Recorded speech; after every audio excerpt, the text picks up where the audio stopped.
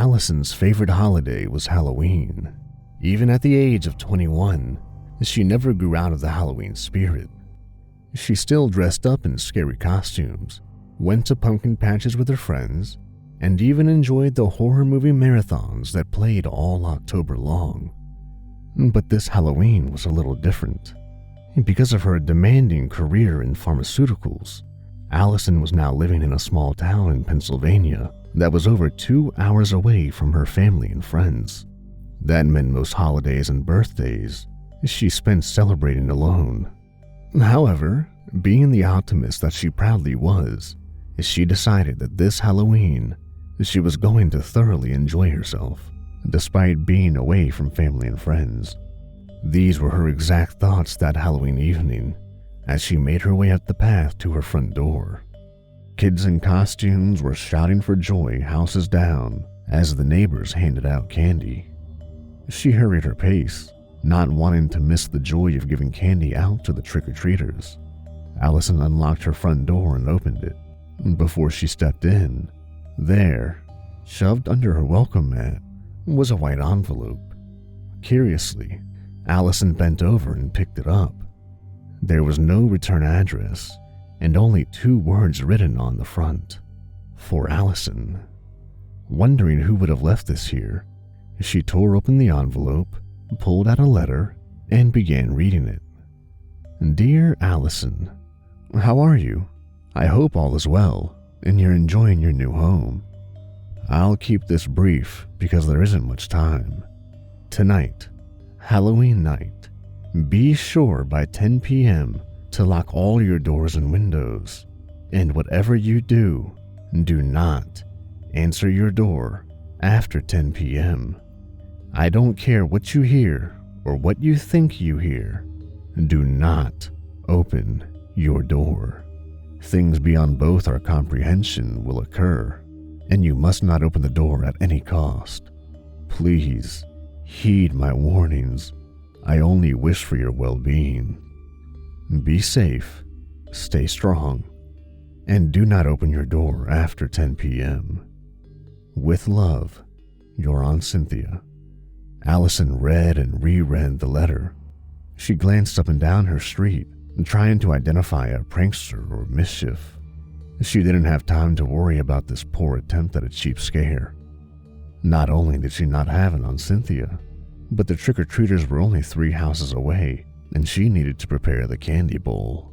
It was her first Halloween in this neighborhood, and she wasn't going to be the neighbor who neglected the children their sugar rush. She made her way inside, her mind quickly occupied with the Halloween joy, trick-or-treaters, and a night of handing out candy. Any thoughts of ominous warnings and cheap scares were long gone. By 9:15 p.m., Allison's candy bowl was nearly empty. Despite being all alone, she was having a great Halloween night. She bounced back and forth from answering the trick-or-treaters and watching the horror movie marathon on TV while enjoying a glass of red wine. By 9:45, she decided to call it quits. There hadn't been a trick-or-treater for nearly an hour. This was a young neighborhood after all, and most of the kids were all sugared out and in bed. Plus, John Carpenter's Halloween was the next movie on TV, and she didn't want to miss 1 second of that. She quickly got up and went to turn off her front porch light, signaling to any trick-or-treaters out there that she was closed for business. As she made her way to the front door, she noticed that it was 10 p.m. The letter's ominous warning came flooding back to her memory, but in her wine-induced state of being, she simply laughed at the poor attempt of a scare. As her hand went to the switch that would turn off her front porch light, there was suddenly a knock at the door. "Trick or treat," Allison heard from the other side of the door. She reached for the doorknob and almost opened it. Almost. There was something odd about the voice. Something off. Allison cleared her throat. Sorry, all out of candy." She expected whoever was at the door to go away. What she did not expect was to see her doorknob begin to turn. She quickly turned the lock and slid the deadbolt across. I said I'm all out of candy. I'm sorry. Try another house. Silence hung there like a dense fog. Allison, open the door. The wine buzz she was enjoying all night dissipated. She took a step back and pulled out her phone. If you don't leave, I'm calling the police. There was another long, drawn-out pause. Allison, we both know that they can't help you. Her front door shook violently, the frame siding even beginning to splinter. Wood chips spilled to the ground. In a haste, she dialed 911. When she painstakingly explained her situation, the violent attempt to break in ceased. There was an eerie calm. Allison sprinted into the kitchen and grabbed a steak knife. She opened her front door an inch to see if the maniac was still there, and that's when she saw the red and blue flashing lights. Cop cars and ambulances were scattered on the street and lawn of her next-door neighbor's house. She opened her door wider to analyze the situation. A cop came sprinting over to her. "Ma'am, please lock all your doors and windows and stay inside for the night." Allison obliged, but not before noticing that the officer's uniform was covered in dark red. She relocked her door and sat on her living room couch, waiting for sleep to come. It never did. The next morning, the local news had the answers to Allison's questions. The newscaster was calling it the Halloween Massacre.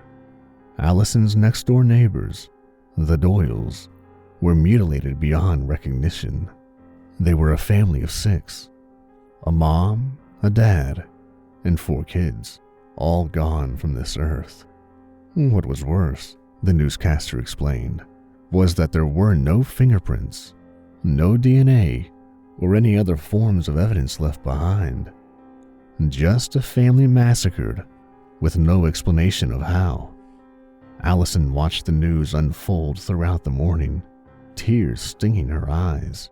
She scrambled through the kitchen trash until she found it, and the letter left on her mat.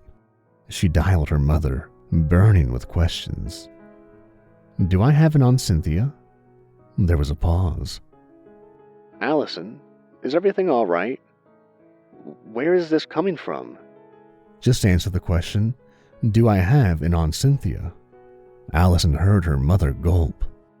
Well, technically, yeah." "Who is she? Why have I never met her?" Her mother sighed. Sweetie, Cynthia was my younger sister.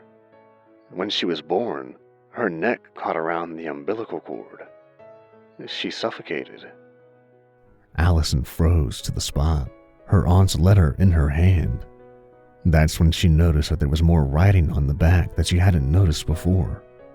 She turned the letter over and read, "Sweetie, there has always been good and evil on the earth. It's up to us to protect our loved ones from the evil. We've never met, not in this life, but I am the guardian of your life. That's what family does. Stay blessed, Allison, and stay safe." Allison folded the letter to her chest. Her Aunt Cynthia was her guardian angel. Thanks for listening, everybody.